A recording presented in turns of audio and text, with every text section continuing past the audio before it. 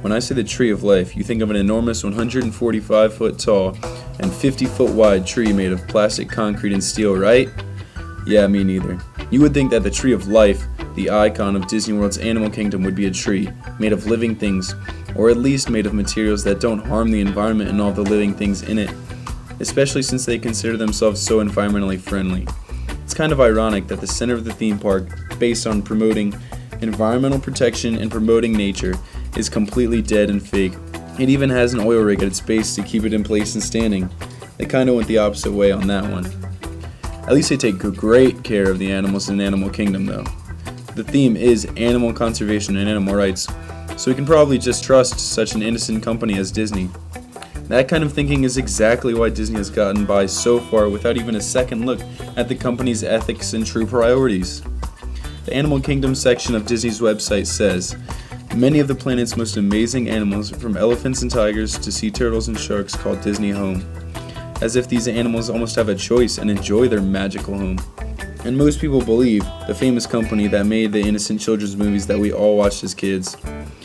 Does Disney's Animal Kingdom actually have a priority to teach us about nature and how to protect it, or is their materialized version of nature used solely to selfishly bring profits to their company, caring little about the animals that suffer in the park? Especially with Disney ranking on In Defense of Animals, top 10 worst zoos for elephants, it seems to me that their priorities are very clear. It's kind of sad that the iconic company that claims to be teaching children all around the world about the environment and how to take care of animals is on the list as one of the most harmful companies. Disney is not as concerned for these animals as they say they are, but rather put forward this false image on themselves to sound politically correct, which in turn brings more visitors to the park, and more visitors equals more money for Disney. Not to mention how harmful the long plane rides and cross-country drives to attend this park are to the natural world. Many would say that the Disney company is doing good, protecting these animals from going extinct in the wild, and at least getting kids to interact with wildlife and all of the animals in it.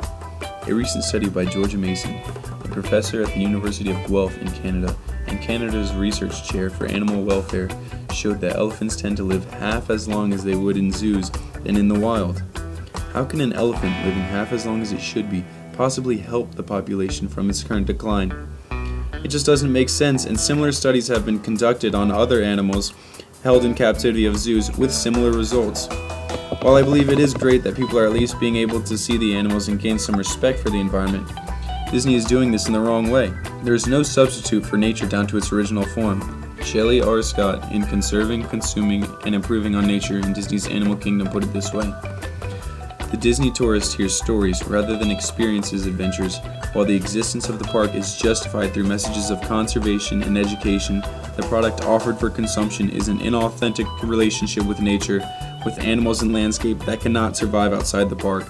Instead of trying to show children nature in its true form, Disney went the exact opposite way and ruined a swamp habitat, which many animals probably now exhibits in Disney's Animal Kingdom called home, next to Florida's famous Everglades, to build Disney World and its disinfected, fake, and materialized version of the environment.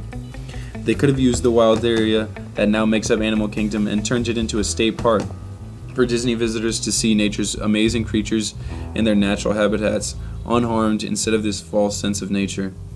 They're teaching people all over that this is the way nature is supposed to be experienced, that we do not need to experience the true natural world because we will just be able to see any kind of animal we want exactly how they would be if they were in the wild. Even the animals have a false sense of life, as most of their kind know it in the wild.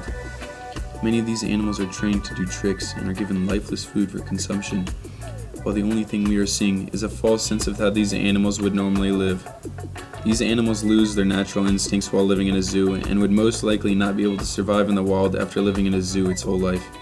If kids' only interactions with animals are at a zoo like Disney's Animal Kingdom, what will they think nature is really like? If kids grow up thinking this is how we can treat animals, then how will we have any hope to change the way we treat the environment in the future?